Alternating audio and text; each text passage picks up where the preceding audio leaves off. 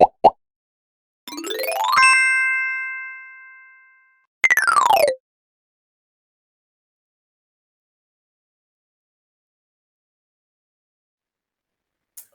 meninas e meninos, tudo bem? Eu sou a Paula, professora de História do Campus Betim do IFMG. A gente está aqui continuando com a prova azul do Enem 2021 e hoje a gente vai resolver juntos com vocês aqui a questão 90. Olá, pessoal, tudo bem? Eu sou a Marta, também professora de História do IFMG Campus Betim. Eu vou estar comentando essa questão com vocês. Paula vai apresentar para vocês os documentos e depois eu vou comentar os documentos e as questões solicitadas, sugeridas. A questão 90, gente, traz duas fontes. A primeira é uma imagem que vocês podem analisar aí com calma, se precisar, pausem o vídeo para analisar, né? Está escrito ali na fonte, né, de onde ela foi retirada. Lixo, a limpeza urbana através dos tempos. Esse é o nome do livro do qual foi tirada essa imagem. O texto 2 diz o seguinte: a repugnante tarefa de carregar lixo e os dejetos da casa para as praças e praias era geralmente destinada ao único escravo da família ou ao de menor status ou valor. Todas as noites, depois das 10 horas, os escravos conhecidos popularmente como tigres levavam tubos ou barris de excremento e lixo sobre a cabeça pelas ruas do Rio. A fonte de onde foi tirado, Carache, A Vida dos Escravos no Rio de Janeiro, 1808-1850. Isso. Então aqui, né, gente, essa é uma questão que está trazendo para a gente analisar a limpeza, né, a questão do saneamento e a relação disso com o trabalho escravizado no século XIX, né? Vocês vão ver ali na alternativa, ele volta até um pouquinho para o 18, mas as referências que ele traz para a gente são referências ali, tanto no texto, né, na imagem 1, quanto no texto 2, as referências que ele traz são relacionadas ali ao século XIX, tá? Eu vou até colocar depois para vocês, aqui na hora que for montar a questão, algumas outras imagens, né? A gente tem várias imagens sobre esses que ficam conhecidos como tigreiros, né? Aqui no caso vocês têm a referência de um livro, que é um livro recente, que vai estar discutindo a questão da limpeza urbana ao longo da história, né? E no livro não tem a referência exata de quando que foi publicada essa imagem, mas a gente tem outras imagens também que trazem essa imagem, né, a presença dessa população escravizada nesse trabalho, principalmente de carregar, né, que é quase um trabalho de saneamento, né, de retirar ali os dejetos, fezes, urinas das casas e levar para onde eles eram colocados, que eram nos rios ou mesmo no mar, ali na cidade do Rio de Janeiro, tá? Então ela traz para a gente pensar sobre essa questão do saneamento no século XIX, como que isso ainda era algo que estava muito não era uma política de Estado, né? O Estado regularizava sobre o saneamento básico, mas não era ele que exercia essa função, que se comprometia com esse saneamento. Da metade do século XIX para frente, a gente vai ter principalmente companhias inglesas realizando esse trabalho, né? Então o Estado se isenta de realizar, ele apenas regulariza como que isso acontecia. E por ser um trabalho que é um trabalho desgastante, insalubre, né? Com várias questões ali mesmo do cheiro, da estética, então menores, inferiorizados, quem vai estar, o texto 2, né, da Caracho fala isso pra gente, eram realizadas principalmente pela população escravizada e por inclusive por aquele escravizado, às vezes, quem tinha mais de um, aquele que tivesse, fosse considerado de menor valor. Por quê, gente, também? Porque é um trabalho, gente, que é insalubre, que está muito atrelado com doenças, né? Você está trabalhando ali com os dejetos humanos. Então, ali, se a gente pensa no século XIX, não é exatamente isso que a questão vai estar trazendo para a gente discutir, mas se a gente pensa no século XIX, a gente tem grandes epidemias no Rio de Janeiro, que é o espaço da questão, né? Mas no Brasil, principalmente febre amarela, o cólera, né? São epidemias que estão muito atreladas, o cólera principalmente, com as condições de trabalho, né?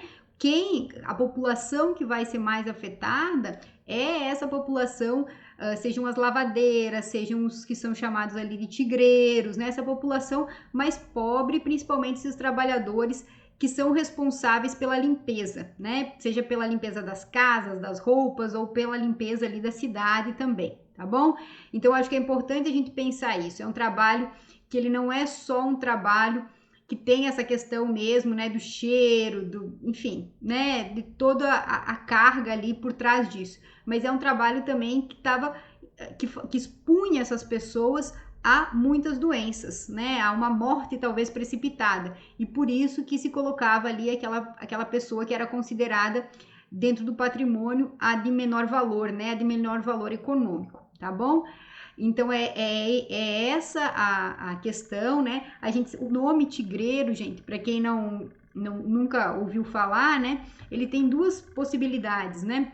Uma é porque como esse transporte dos dejetos eram feitos ali, como mostra na imagem, né? Por barris que eram colocados na cabeça e às vezes escorria, então ficava ali essas marcas, né? E por isso que se chamaria de tigreiros. E outra interpretação também fala que não é necessariamente contraditória, são muito mais complementares, é porque quando essas pessoas passavam pela cidade, geralmente ali já no final da noite, né, ou à noite, mesmo assim, quando tinha alguém na rua, se afastava, né, pelo cheiro, e isso então trazia aquela ideia de que você se afasta como se afastaria de feras, né, então por isso se acaba ali trazendo essa ideia dos tigres, né, e do tigreiro, tá bom?